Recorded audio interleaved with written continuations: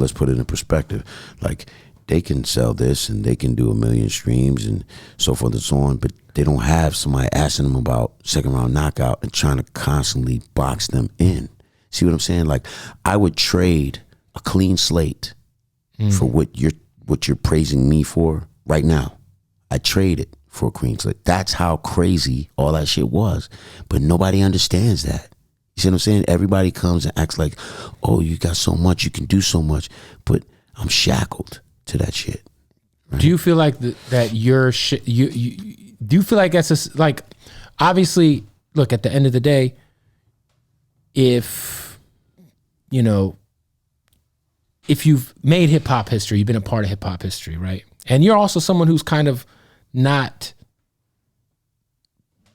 accessible, not very, like I said, you kind of get in and get out. Approachable, not really accessible, right? Right. Okay. So, I think you have to kind of expect, we're sitting here for 2 hours. Right. I'm gonna bring it up. It's a highlight of, like, that's that. You know what? That's if you don't really know the whole catalog, bro. Like, if you knew the whole catalog, like, so I got like 3,500 or something songs registered, right? Registered.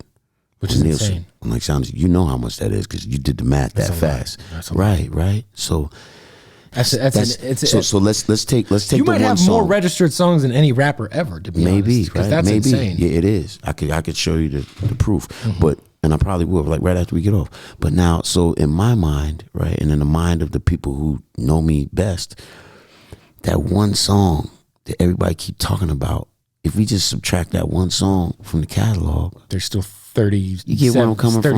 You understand where I'm coming from? I get it. So that's exactly where we stand. I understand how that could be frustrating. It's not frustrating to me. I'm almost looking at the rap community like they're slow. And this is why we're in the shit that we're in.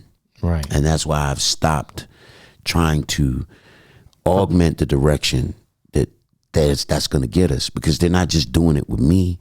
They're doing it with all the artists out here.